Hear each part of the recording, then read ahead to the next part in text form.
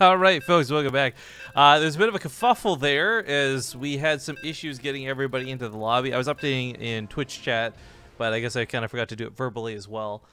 This will be the last best of 5 cast tonight, apparently, too. A lot of the other matches already finished up with how long some of these things took. So it's going to be Billowy versus Losira. It's the very last qualification match to see who makes it through that top 8. And, oh dear. I don't have the assets to make... Hang on, we can do this.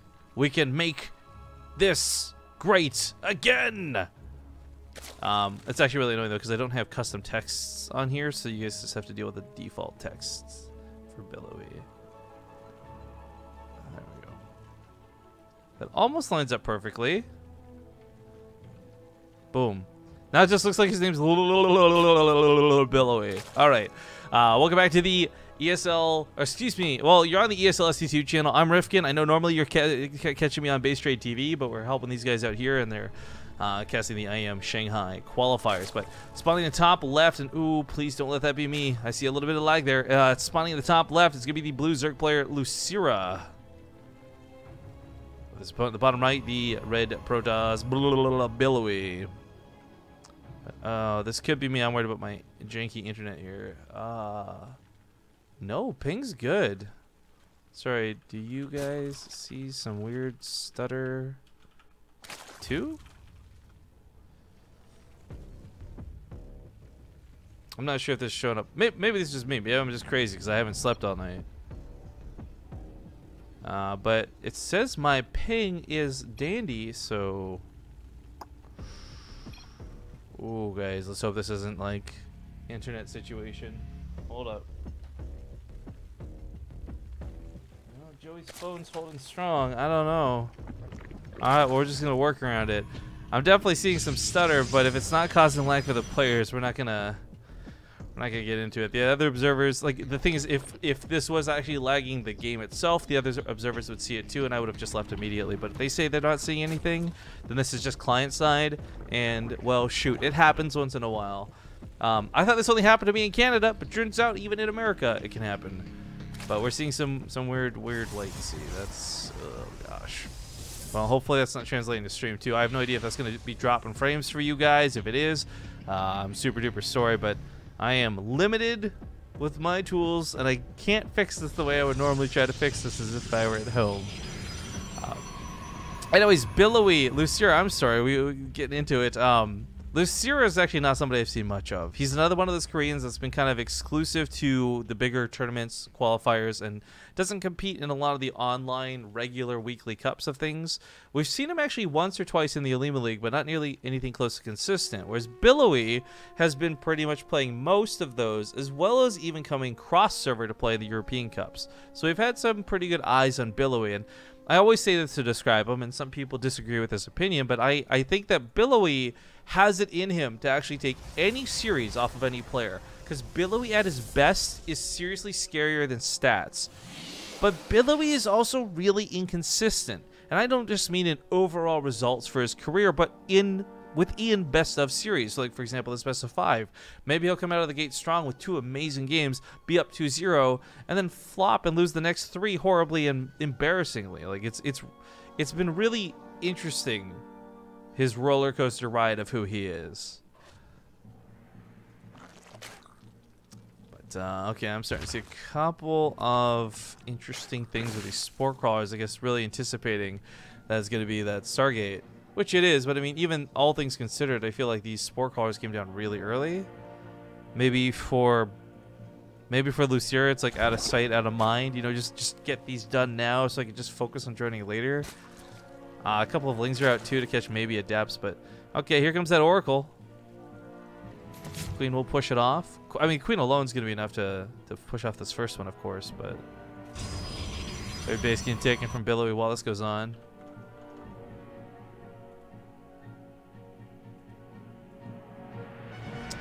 I may have just solved the stutter problem, by the way. This should look like a million times smoother for everybody. Okay.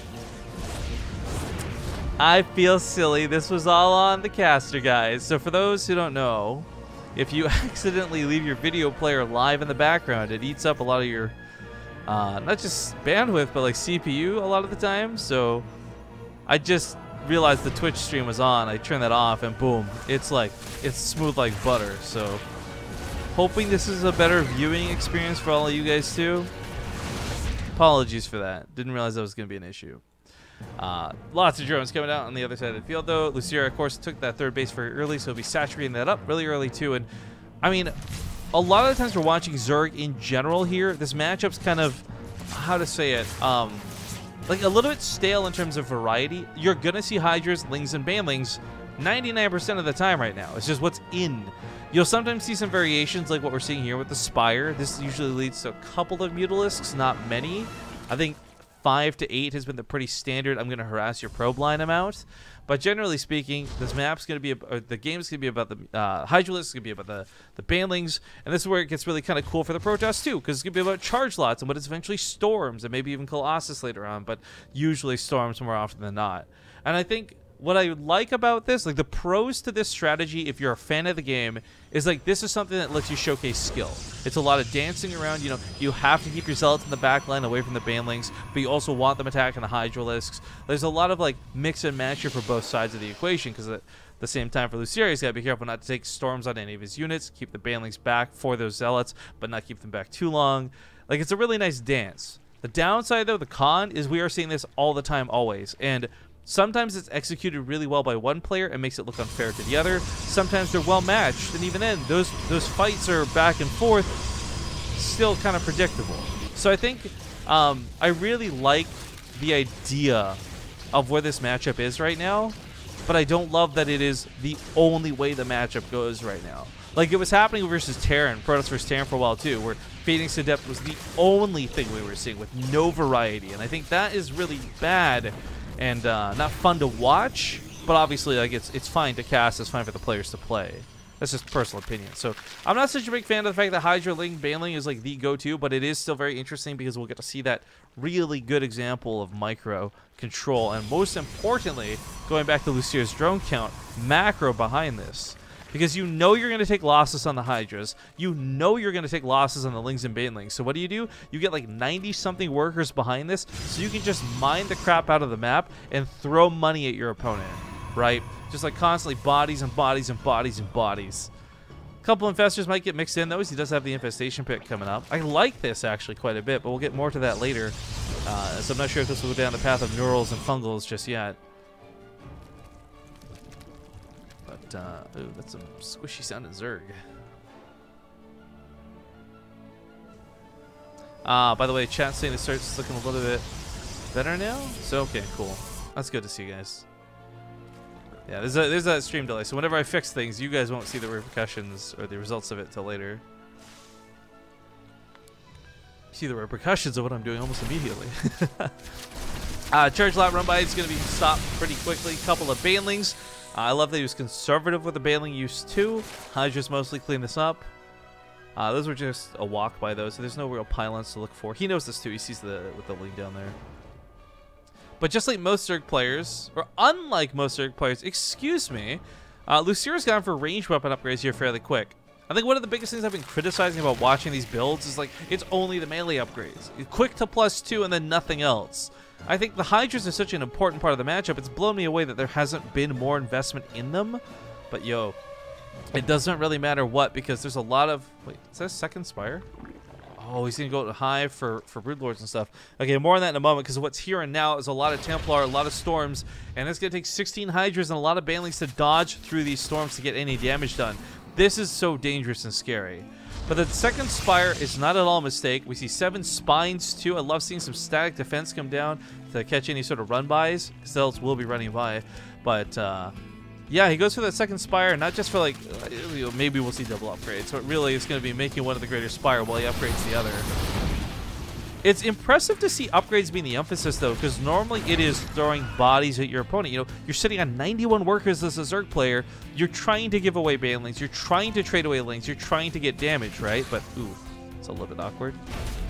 Attack on this side is going to catch the Cyber Core almost. The Link should be able to finish it off. Okay, that's going to take away some of the power. No more sentries for a bit. Of course, you can remake that. The Broodlords coming out, though, are kind of tough.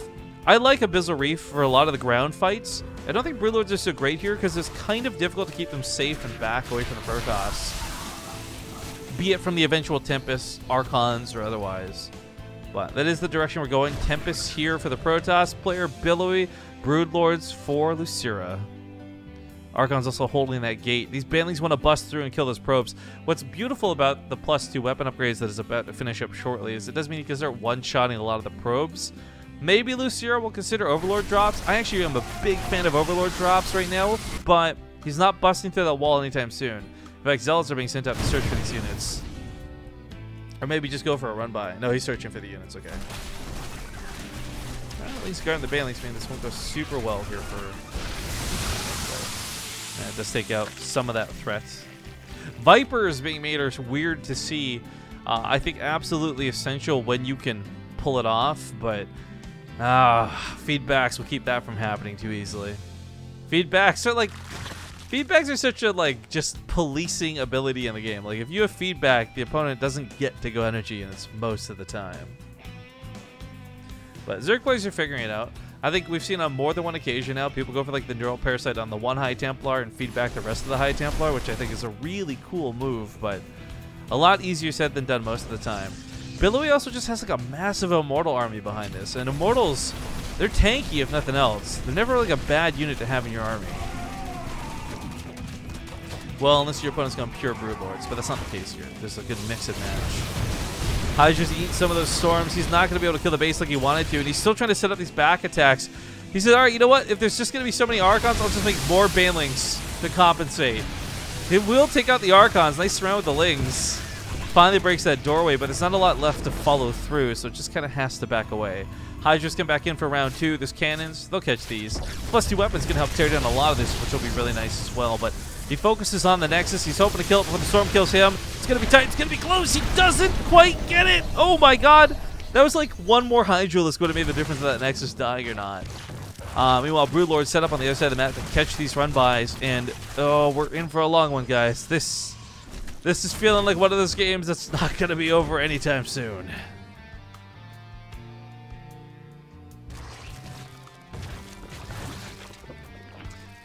Where are we on? Actually, I'm just curious. So we mentioned that some of the other players had already gotten through for the brackets, and I don't know if the bracket command was ever fixed in chat. So just while we have a bit of a breather here, I'm trying to see who advanced on. So Rogue beat Bly, Snoot beat Hurricane. Ooh, that's impressive, actually. Crater beat Zest, Patience beat Keen. We got to watch that. Laser beat Haas, Deer beat Drogo, Bunny beat Lenok, and then yeah, we're casting the last qualifier, the last qualification series here. Big Broodlord attack will be shut down by the Tempest, though, so he's really just got to walk away from this. A couple Broodlings come out, but the nice thing is Banelings here, attacks there, Broodlords and what have you. Combination, 28 probes die, which isn't too shabby. Losira is still sitting on a very comfy night. In fact, how many drones have even died this game? Like 4. Billowy just has not been successful at getting any sort of economic damage done to Losira. So I do want to point out, Losira has made more than 91 drones this game. He's probably made close to like 120 though, because he's been building spine crawlers and he's been building static defense around the place. And I love it because it's prevented any drones from going down. It's so nice to see. It's so irritating watching like a Protoss player get away with, you know, 3 adapts because you could have built 1 spine or something, right? But being well handled here out of Losira also gives them the peace of mind to focus on the front lines and not get caught too off guard. But we're still in this predicament where there's no real easy way to deal with this army. The Tempest will eventually kill things, but ooh, Corruptor should be able to kill the Mothership. No more cloak, no more detection. He starts abducting more of the Tempest forward. But Storms are still being a bit of a problem. These Corruptors are, unfortunately, they clump a lot, so these Storms are hurting a ton. Broodlords, though, are slowly being bled out. Not killing the Tempest fast enough. I'm actually getting a little bit worried here for Losira. He may be over-dedicating with this at this point. He can't really pull back, but he's doing a great job dancing around these Storms. Gotta give him credit where it's due. Nexus, not quite gonna go down by the looks of it. Maybe, oh, new Broodlings come in. Still not gonna be enough. He trades out all right with these Tempests, but at the end of the day, he loses the base down here to Immortals. These Spine Crawlers were great at stopping Zealots and lower tier units running by, but the Immortal commitment, that was a good one. Although, he still hasn't killed many workers. Losira still has some pretty fantastic income behind this. And I will say, actually, to note, has been playing surprisingly cost efficient. Normally, I want to say like Zerg players have just bodied themselves to death at this point, throwing away too many units and making bad trades. But look at the resources lost. Surprisingly close. Also, I'm not sure if Losira is paying attention down here. If he was, he would certainly get a lot of immortals for free. Not for free, but for cheap. Dimes, pennies on the dollar. Recognizing, though, that the Broodlords are not the only problem with this game, but the Corruptors are as well. I do love the steps that Billowy's taking. Mothership will eventually be remade at some point. I'm almost certain of it. But Void Race, for the time being, will be a good cover-all. He's got Archons and Stalkers underneath this, too. Plenty of Storms where that came from. I mean, right now, I think Billowy is scared of anything except for Corruptors. Oh, that Storm. It doesn't need to do a lot. It just needs to do something. The Broodlings and the Archons, of course, are an interesting trade-off. Underneath the Tempest, kind of hard to watch the fight that's going on. But the Nexus does go down. Void Rays come out a little bit preemptively. He's got to have them come out in like chunks of 3 or 4 at a time. He can't just send one in. Big Ling run by, too. Yo, he's so focused on dealing with what's in the sky, I might not have realized just how dangerous the ground is. I mean, these things are really well upgraded. Adrenal Glands, +3 weapons. They'll tear through anything they get their hands on. Zealot's going to warp in and try and defend this, but the Nexus is low from earlier. I'm not sure if he's going to get this, but it does start really shutting down Billowy. He's going to take the Corruptors and kill the base. I love it. Because this really kills Billowy more than anything else. Billowy's army has been great because he's been able to afford to replace it. We're kind of now at this point where 2 very important mining bases just went down, and replacing lost units will no longer be as easy for Billowy. Whereas Losira is still sitting on 82 workers. He's taken about every base on his side of the map he possibly can. Like, he is feeling just fantastic right now. And this is cool to see because I was discussing this earlier today actually with, I think it was Rotterdam or maybe it was Todd, but we were talking about it during dinner with some of the developers of a game.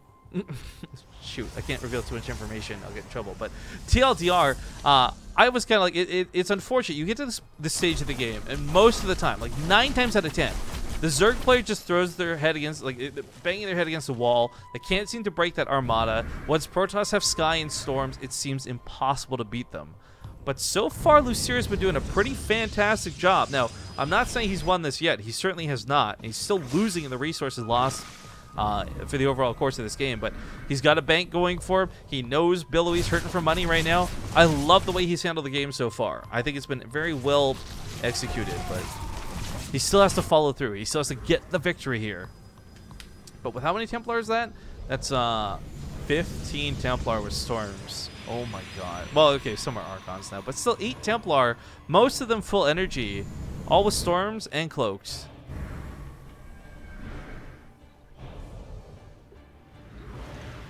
Not sure what these Broodlords are hoping to do. This might be a really good catch here for Billowy.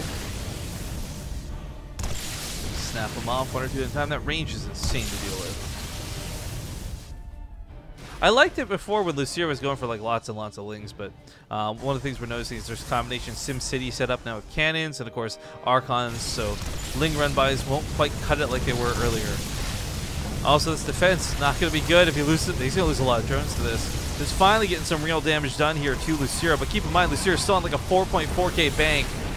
Obviously, he doesn't want to lose this army for nothing, but he can afford to take some losses here. Ooh, if you realize some of the Templar were left behind, though, oh, he's got nothing to pounce on it with. All the Broodlords are over here instead. Lings are nowhere to be found, and bases are starting to go down. He's now panicking to make some Lings. One of the bad things about having so many workers, though, is you have very low capabilities for army, right? So he doesn't have the spare units you would sometimes have in this situation to run home and defend, to be already in position to hold this off. So Losira's taking some pretty notable losses, and this army hasn't been shut down yet. But a small amount of Lings did a lot of damage, and he's making more Corruptors, not more Zerglings. I guess the Broodlords are finally home, so he's hoping that this will clean it up, but oh, yikes. Here we go, a minute 20 of the game soon, guys. Super duper happy to be solo casting these long drawn out games.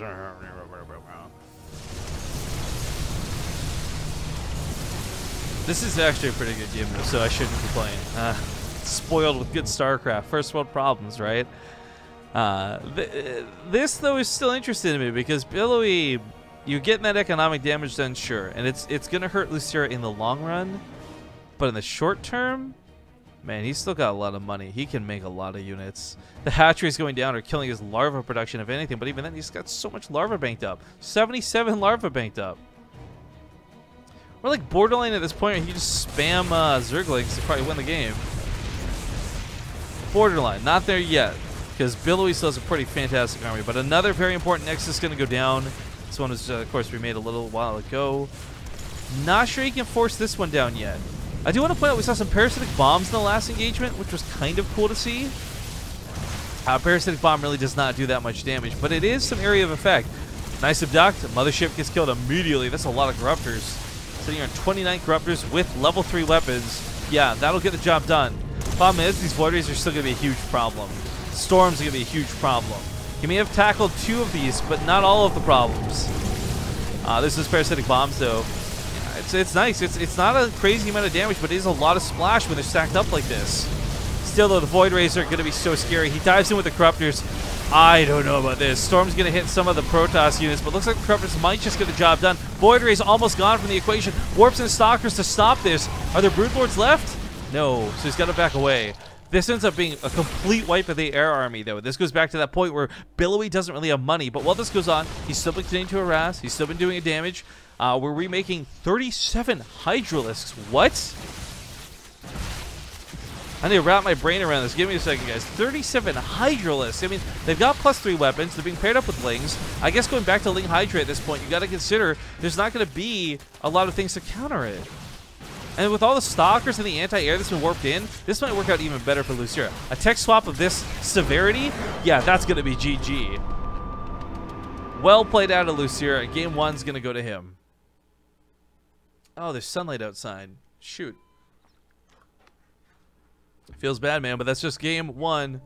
Joey coming back. How you doing there, Joey? All right, we're going to get to game 2 here in a moment, guys. Reminder, this is the last best of 5 for the qualifying series. Next map's going to be Ascension to Ire, Proxima, then Odyssey, and Blood Boil if it goes to it. Invite to game, invite to game. Let's get everybody in here. Let's have a party. Where is... I don't know where all the other casters are. Hopefully they're just joining in off me. I know Crank was here earlier. There he is. Swap me out for Losira. I don't want to play against Billowy.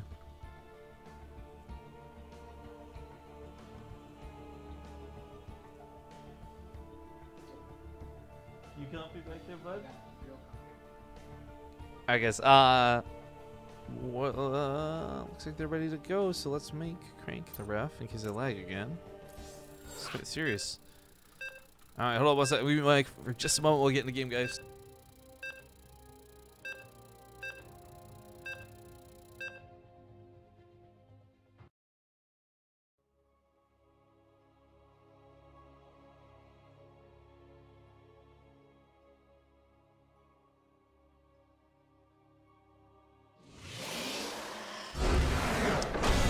Oh, wrong race. Terran. Feels bad, man. Alright, let's repeat this again. Losira, please, when you ask a player to be ready, you're supposed to be ready. I'm just saying. Alright. But yeah, sorry guys, it's not something we can avoid. Just get this remade here and everybody invited here ASAP.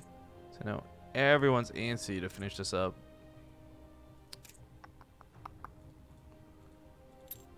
But yeah, I mean, if all of the games in the series go long like that, that's cool to me. I don't know. I saw some people in chat getting a little bit like, ew, I'm not sure if it's this good or boring and blah, blah, blah. But I find those situations really interesting because we've seen enough of them where it doesn't look good for a Zerg player. And seeing Losira kind of break that glass ceiling and be the Zerg player who beats the Air Armada, like that was so cool for me. So if you found that really boring, you know what? I'm sorry for you. But that was a really cool matchup. But looks like everyone's ready to go, so let's hop into it. Ascension to Ire, round dos. Look at that lobby. Mistake. Oh, he was saying that picking Terran was the mistake. Yeah. But yeah, I kind of did the quick recap because I was tabbed out, but we'll go over the other qualifiers here in a moment for the matches we didn't cast, of course. It is game number 2, and he's down a map. At the bottom right, it's Billowy. With his opponent in the top left, none other than the blue Zerg Losira. He's so good in that first game, but quick recap here of the other qualifiers because we didn't get to cast all of them. Things got drawn out long with the other matches too. Rogue beating Bly is not such a surprising result here. Snoot versus Hurricane, I think, kind of is, because Hurricane has very particularly been on a tear. But that's always good to see Snoot do well, because he beat Super before that. So that's 2 ZVPs for Snoot. I'm very happy to see him get forward. Creator being Zest is perhaps not so insane, but I think Zest's PvP is his best matchup, so that's a big kudos to Creator. Patience beating Keen, well, we saw that series went out, guys. It was a big, crazy back and forth, and I got no comments other than that, really. Laser and Haas, that's a bit of a toss-up. Laser is playing from Korea, so that's kind of a cool thing to see. Haas playing from China, I'm imagining. Deer beating Drogo, not so insane, but I do think Drogo's PvP is pretty good too, so I would wonder how close that series was. And then the last other qualifier was Lennox and Bunny. Lennox TvZ was not looking super strong last week at North by Northeast, so that's not such a surprising result to me. But last one we're going to find out here of those 8 players is going to be determined between these two. And, you know, I came into this series favoring Billowy just a smidge because we'd seen him enough. But Losira really won me over that game, especially because it just shows that he knows what to do versus that late game composition. I think we get to that spot so often, and I'm sure the Zerg players have played many matches like that on the ladder. But it's still, you watch them bang their head against the wall, and you kind of go like, man, you're a pro player. How do you not know what to do? But like, how many times have you been in this situation before? But the Golden Armada is a scary as hell thing, so can't blame him too much. I was wondering if Billowy was going to get, excuse me, a bit aggressive, though. What we have seen time and time again is the loser of those long games, whether it's the Zerg or whether it's the Protoss, they tend to follow it up with a faster game too, whether it's an all-in or just less focus on macro. So Billowy is not quite going to be able to show us what direction he wants to go yet, but when the Twilight Council finishes up, maybe an indication of whether this will be a fast game or another potentially long game. I'm guessing it's probably going to be Resonating Glaives. It's the more common one. It's what you'd expect to see, etc., etc. But I've been loving the faster charge in this matchup, and I would actually really be happy to see if he goes for that. But while this goes on, Losira, of course, doing what he did last game, gets a couple. I think he made exactly 6 lings last game too. Just kind of that precautionary 6 to deal with whatever pokes him early. And then he went ham on the drones. I mean, guys, if you don't recall, he got like 90 drones faster than I've seen most people get any drones, really. And if he plays really greedy on a map like Ascension to Ire, the bases are clustered close enough that you're kind of basically all defending the same spots. So see if it goes there. Overlord scouts the Chrono Boost on the Twilight Council. Very different than just seeing the Twilight Council researching on its own casually. So unfortunately for me, it's Resonating Glaives, but for people like Protoss, it's not a bad move at all. But this will probably boil down to what we talked about in that very first game. You know, it's going to be Hydrasling, Banelings for Losira most of the time. For Billowy, okay, maybe it's not charge lots right now, but the point is you're still going to have Storms be like a big part of your composition to deal with, washing off the Banelings, washing off the Zerglings. Pretty quick +1 even starts out here at Losira. Baneling Nest on the way too, but this is all like just totally precautionary things. This doesn't indicate at all that he wants to make army units until he has to. Sitting already on a pretty nice 44 drone count and more drones on the way. Doesn't seem to be changing anytime soon. But he did see that Twilight Council ticking, so more queens are being made. Now a couple things are going to be added in. I think he knows there's going to be an attack of some variety, but he doesn't know the severity or which unit type yet, which is tough for him, right? Now seeing the Adepts move through the middle of the map through that Overlord, I think he knows exactly what's coming. This was still guesswork. That could have just been some weird charge rush that we've actually seen many times in Korea recently, but the fact that he confirms his Adepts means these queens are going to be absolutely fantastic, especially if they have any transfuses locked and loaded. The Baneling's going to help out a little bit. If the Adepts split, not so much. But that's where the +1 starts really working out well for those Zerglings. Yeah, queens can take a hit, so not so bad just yet. They are burning a lot of injects and now throwing out creep tumors means there's not going to be transfuses, which could sting a little, but yeah, Losira's got about 6 queens in total. I think consolidating them, he should be fine. Catches some of the adepts, holds them in place for the banelings, maybe? Little bit of a split, but still ultimately deals with this in a very expensive way, but shuts it down. Big warp into the main, though. Just used all the banelings to the south. This could be really bad for Losira. There's not enough creep connecting these bases just yet, too, so it's kind of hard to get the queens from base to base. But the attack comes in the main at full force, pulls the drones away, still bleeds a couple out. 5 go down. Kind of sucks. 6 in a moment. No counterattack whatsoever. He's waiting on the banelings. It's a smart choice, but it's a timely choice. With so many Zerglings being made behind this, too, he's definitely not taking this lightly. Losira understands the severity of just how bad this could be. The queens move over to push out the Warp Prism. I love this choice, but the spread out of the adepts mean the banelings can't connect to much. A cancel fakes them out, so they stay in the main. They're going to get a kill on the hatchery, maybe? No! 3 or 4 transfuses go in to keep it alive, just barely. Big surround on the adepts. That +1 from the melee. Going to definitely clean this attack up, and Losira will survive. Warp Prism almost dead. That'd be nice to finish it off, but still, though, the drone count took some losses. Grand total of 10 go down. No counterattacks will this happen, but with so many lings being made, certainly a counterattack option is available. If Losira's really scared, he'll stay at home. I mean, he knows he didn't clean up that Warp Prism, but it's so low, queens might be enough to defend alone. That gives him the opportunity to maybe send the lings across the map and catch a newly made third, for example. Yeah, Sentry's in the Immortal, not going to be able to... You're not going to be able to break that wall anytime soon.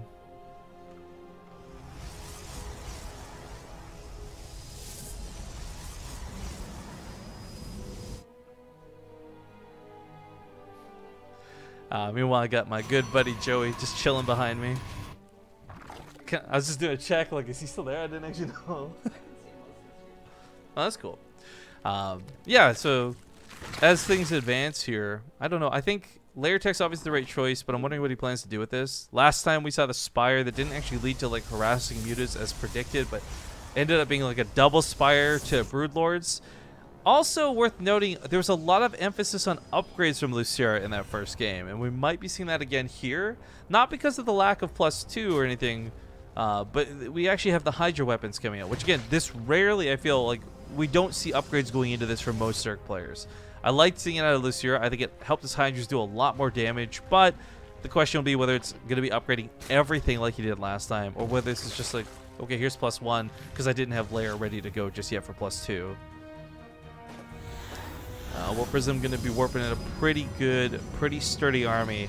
Losira's definitely down in overall supply, but you get a couple of those good baneling hits. Hydras are really cost-effective against some of these units. That's going to be tough, though. There's going to be Guardian Shield. There's going to be Force Fields. The Immortal is probably the least scary thing in this army, funny enough. 3 of them have got barriers, so maybe they'll soak the hits for the rest, but big warpings of 9 adepts. That's going to be terrifying. Losira's down 30 supply. Force Field's working against them. Hydra's now coming out. Might be able to help out a bit, but these banelings are struggling to get those connections. Nice last second Force Fields. Denies the banelings on the north side. Catches the Hydras on the south side. And oh my god, Billowy is playing this almost perfectly. Up double the army supply. Another big warping of adepts. GG. Billowy will take game number 2.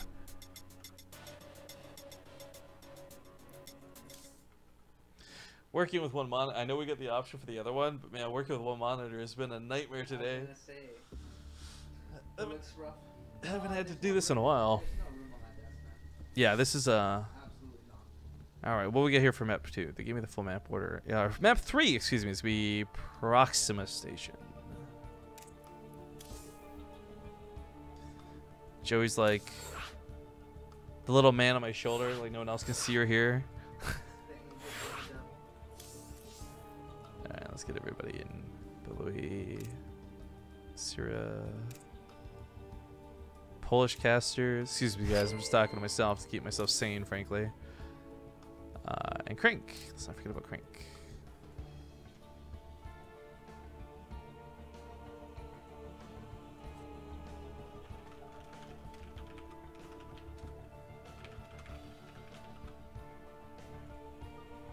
Who are we missing here? Oh, just Crank, okay.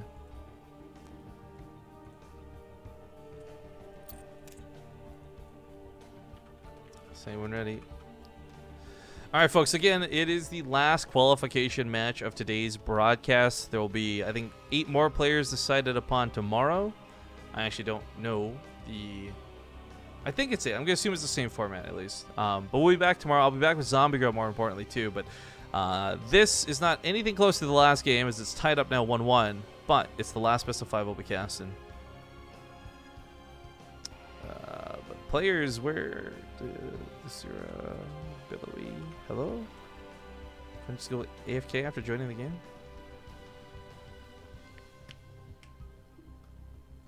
You know, Billowy says go. Losira, where are you?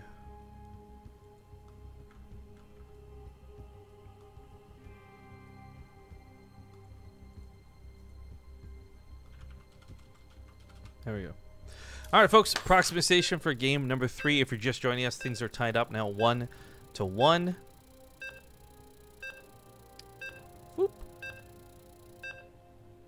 And some people in chat are asking who this is. I guess it's weird because we're so used to casting. There's so many people, and I guess there's not a lot of crossover with the ESL channel. So whether you love it or hate it, I hope you guys are enjoying the show. My name is Rifkin, and oh, I gotta swap names on the overlay. 1 sec. Whoop. And I come from a little channel called Base Trade TV. We cast a lot of StarCraft every day, pretty much. So. Give us a follow over there if you like StarCraft, because you'll certainly get your fill of it, no doubt about it. But hopping into game number 3, things are tied up 1-1 in this best of 5. We do have in the top right the barcode, better known as Billowy. With his opponent bottom left, the red, nope. Well, the red and blue makes the purple Zerg, Losira. If you guys don't know about Billowy, by the way, he's got a very interesting past. Like, Losira has been a little bit more of the spotlight than Billowy. Billowy has been on almost every single Kespa team. If you go look up his history, he has been on almost every single Kespa team as a B player. Never really the feature player, never really the A-list player, the all-star, but he was the practice partner good enough for every team in Korea at some point. And this kind of goes back to, I think, his inconsistency problem, where he is probably such a good player to have to practice against. He was probably such a good player to have as a backup player on the roster, but it was backup because you could never rely on him to be consistent with results. That last game, though, beautifully handled. The force field's on point. The timing was disgusting and just sick. And, of course, the first attack was so good, too. A lot of it catching Losira very badly off guard. I would love to see a replication for Game 3. Not just because it's a faster game, but I thought he just played it out a lot better than he handled himself in the intense macro 20-minute game. Some players are just a lot more comfortable at different phases of the game, and that's the vibe I got from Billowy, at least.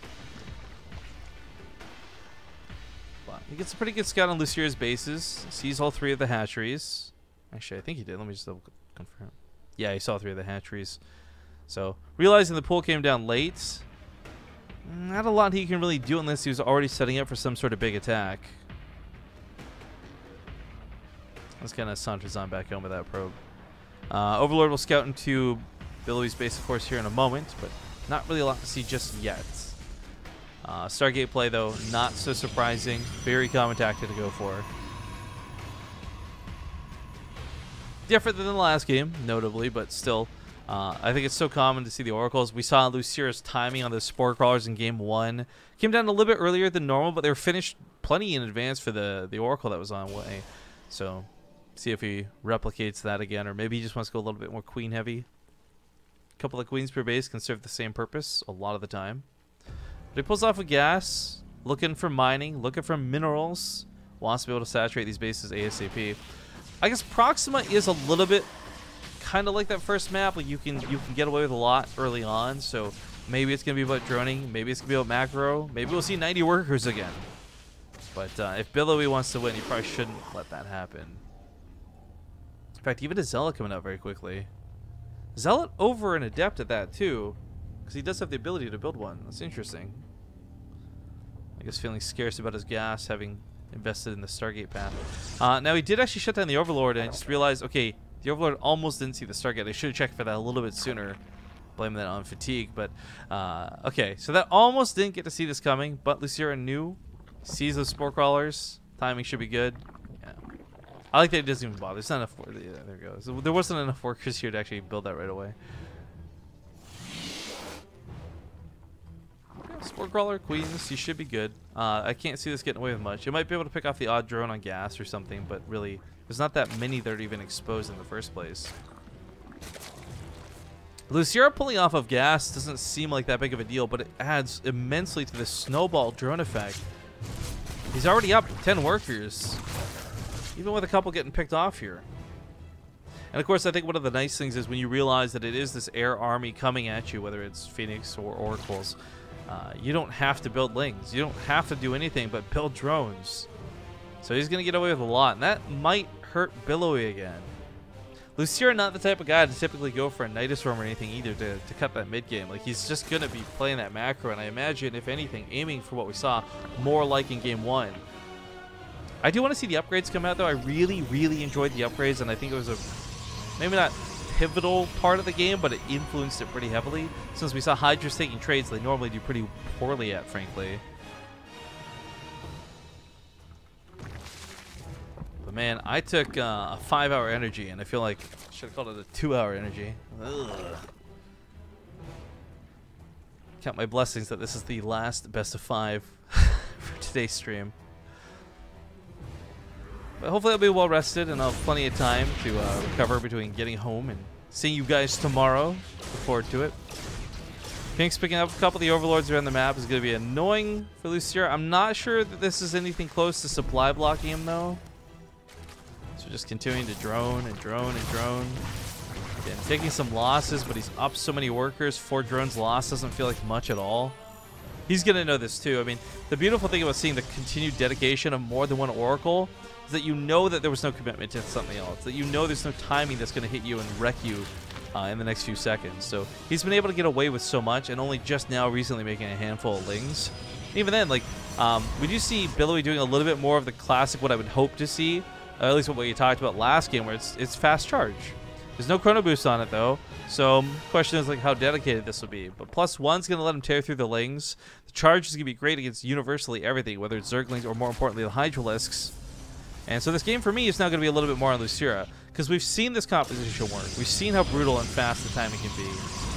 But as I say this, now second Robo comes down. This might not actually be an attack on the way, but more so just preparing for the game. Because if anything, you see a second Robo like this, you assume they want some time. But Ling's get on top of these sentries. Ooh, he needs to hit those force fields right away. Might still have been a little bit late. It's a bit scary here. Overcharge sounds off, but Ling's run past the Zealot, not quite guarding the door. Oh, that's going to be bad. Banling's morph in. Oh, that's greedy is what that is. But I guess hoping to distract really well and hoping that Losira's not paying attention. There's Banling's here and there's Banling's here. They just got 2 of them, but I don't know that he saw the others. Probes are still stacked up over here. Okay, there's the splits. Not very good hits. Good attempts. I love what Losira tried to do there, but didn't quite cut it. 2 immortals at a time. Charge finishing up any second. We got Storms out soon too. Again, I'm not too worried about Billowy's composition. I'm a lot more curious about Losira's, who has gone for Mutas this time, to note. We talked about them possibly being harassing Mutas before. Instead, it was straight to that hive with the double spire. I do like seeing the Mutas come out this game, because especially if your opponent's building a lot of immortals, you just fly past those. Maybe there'll be a couple Archons waiting for you. Maybe there'll be a Storm here and there. But generally speaking, if you're going down double Robo, you're building a lot of Immortals, you don't have that much anti-air. He did have the Stargate, so maybe there'll be a couple more Phoenix, but for now it's just the one. I'm really not fretting it for Losira.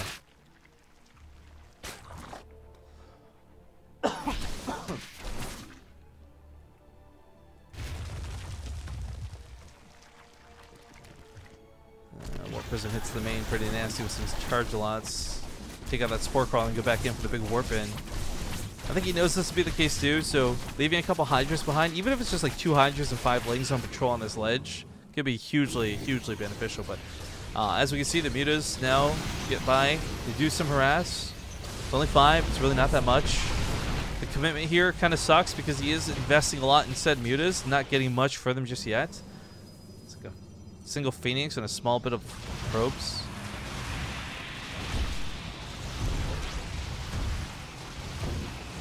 I like the bigger attack coming. He might not know that there's no detection for this. If he had those Mutas distracting the whole army up to the 3rd, excuse me, to the natural, then he can move into the third with relative ease. But now that everything gathered's there's no reason for Losira to really push forward. So few mutas returning back home. So few mutas being able to do anything.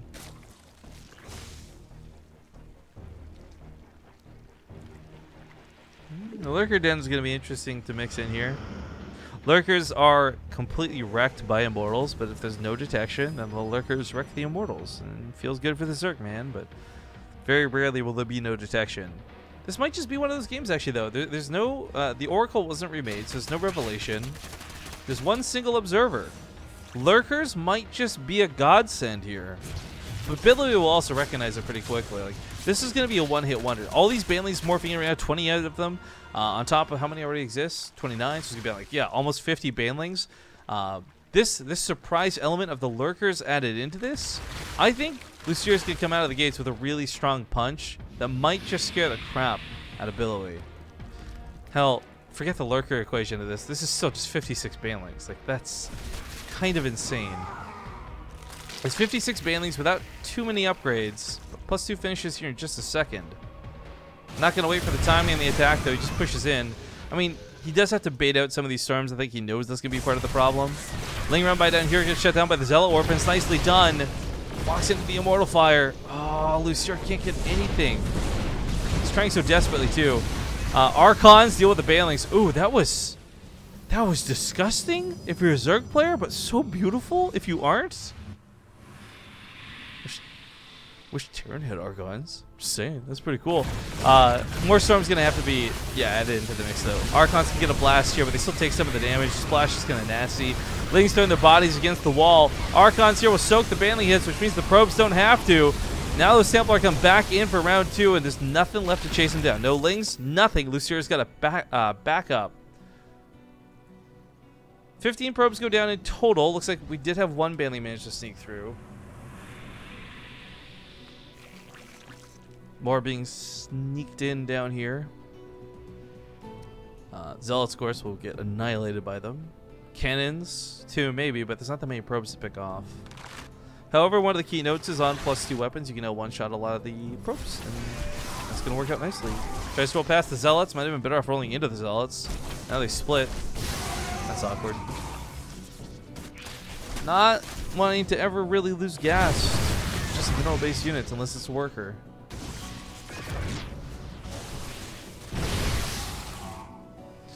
Ling run by is going to see a big 7 Zealot warp in, and it's kind of an F that scenario. Baneling's still going to try and commit to this, but it's going to be costly. Oh boy, that was nasty. Probes starting to transfer around. He's mining out of the main. He's mining out of the natural. Losira's in the same boat, but the difference is his expansions aren't under threat just yet. But I guess finally being pushed back down the middle of the map. Not many Zerglings, not many Banelings. It does only need to hit with one. Not many probes to catch, though, really. Here comes those Lurkers we talked about earlier, too. When it comes to the army, where is the detection? There's none. This timing is actually so perfect. Who burrows them right now? There's no Observer. There's no Oracle. There's no detection. So this is great. This buys Losira a little bit of time, but what can he really do with that time? So far, his army's just being absolutely destroyed running into Billowy. The resources lost is horrifying to look at. And it's so very much not working out for Losira. He tries once again for a very big Ling run by to this base. Just veers off course. I guess he's going to make a couple of Banelings and hope nobody noticed, but Billowy definitely noticed. Trying to run through to the main, not going to cut it. Stalker's on a good warp in. You always put in a sentry, always drop that force field, always warp in Zealots, but no need whatsoever. He is going to hold the door, maybe? Oh, this could be a problem. Some Lings do manage to slip by. That might be a problem in the mineral line. Meanwhile, as he pushes on out, though, there are detectors now, so these Lurkers will not be totally freebies. Ooh, ooh, ah, ooh. Getting a lot of probe kills here for what is a small amount of Zerglings. 10 probes go down. Losira still sitting on like 79 drones behind us, by the way. Like, his bank is looking pretty decent. He can afford to take some losses, just not too many. Trades out so well, though, with those Lurkers reaching so far back, but there's still so many Immortals pushing in, and Losira doesn't seem to have an answer for these just yet. As Lings start flooding in, maybe that'll start working out for him, but the Lurkers get pushed back and shut down. The Observers are still standing. He wasn't able to focus those down. He's making 15 Hydras. He's making 30 Lings, but unfortunately, none of those are out just yet, and a lot of these are going to get caught between the transfer of these bases. Losira is going to be very happy to take on like 5 Hydras at a time instead of all 30 at once. And let's not forget, there's still Storms locked and loaded for this. It's not even close to over for Billowy. His army supply, it looks even, but it's not, guys. The Immortals, they got those barriers coming up off cooldown. There's an attack on the other side of the map. Some Lings running around, for sure. That's certainly annoying. But if it comes down to the big chunk of the meat of this army, I really do favor Billowy. He's pushing this back with relative ease. Archon's finally starting to get popped as he get kited down. One on the ramp goes down too. He might be spreading himself a little bit too thin, but this is where charge slot weapons can help bridge that gap. Billowy, they were tied and matching it on supply 1 for 1. Not the case anymore. Losira's on like 61 workers, but less than half the army supply. And for Billowy, if he can't win this game from this point, he doesn't deserve to win the game. So we're walking into this base, little to no opposition, a single Hydralisk and Queen. Very important mining bases on this side also discovered. Zealous now charging in. GG's get called. Billowy takes a 2-1 lead in the series.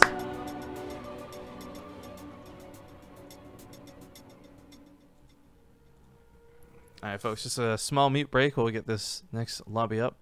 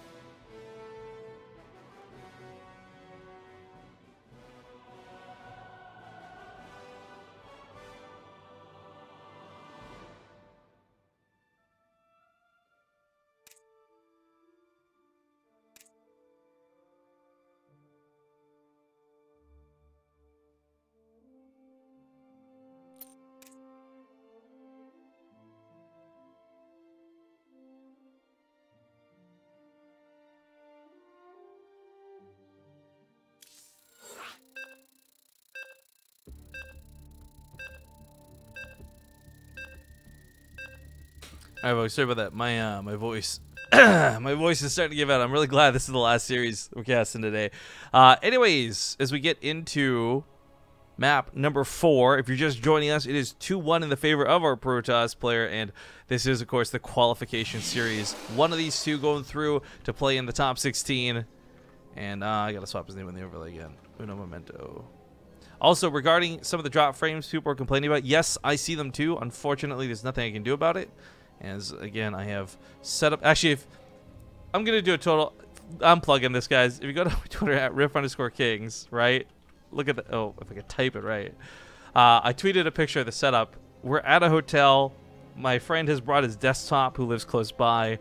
It's not the ideal setup for this, but it gets the job done. So, spawning here in the bottom right, he is the barcode, up 2-1 in this best of 5. None other than Billowy. With his opponent in the top left, the blue Zerg, Losira. Woo!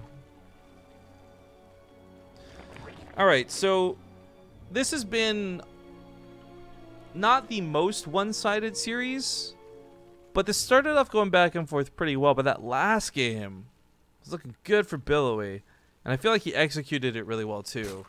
And Losira, granted, was doing some really cool things. I love the attempted banlings. I love the sneaky lanes that got him for more attempted banlings, but nothing he was doing was really paying off. And maybe this has to do with the fact that he likes to play that more macro greedy style, and he tried to mix in aggression with it. Maybe that just doesn't pay off. I don't know. It really comes down to the way he chooses to play.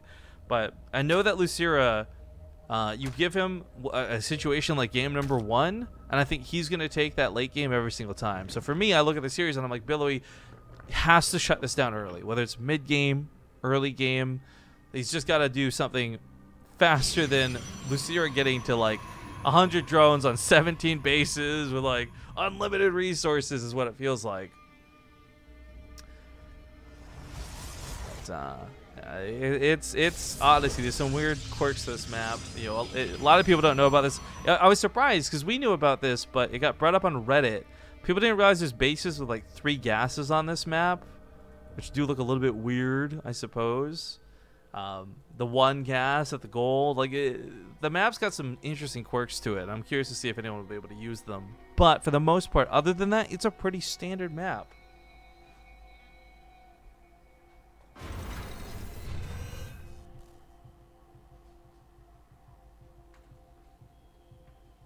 The beauty in that, too, is the fact that there really aren't that many standard maps in the map pool right now. A lot of people are very upset with things like Blood Boil and otherwise. But I think if we go to Game 5, I believe it is Blood Boil that is waiting for us. But we already had a couple of good ace matches. Maybe this will be the hat trick to finish it off.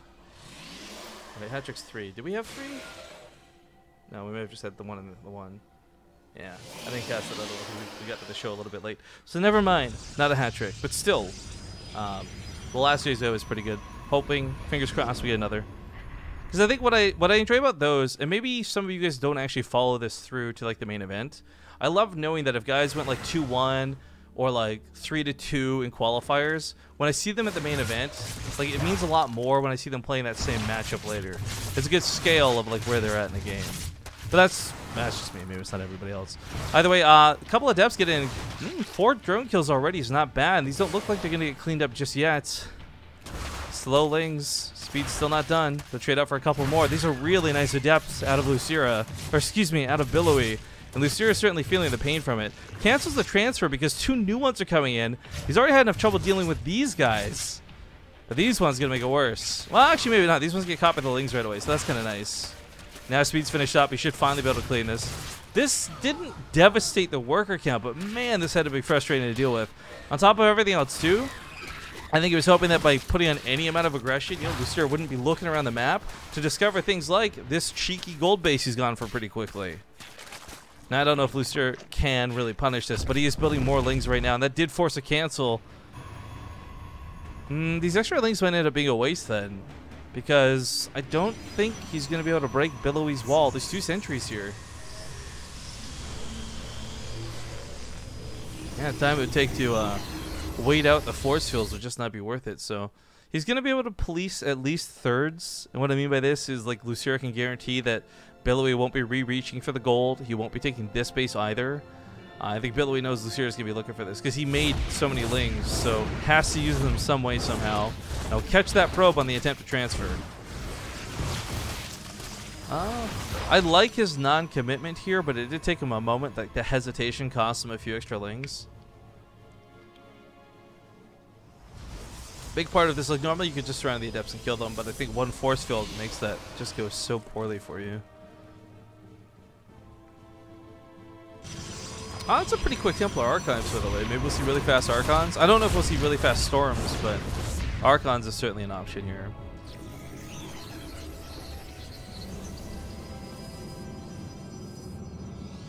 Weapons Zealots are not so surprising. I guess Charge will be next up after Resonating Glaives. Should be finishing here any second there.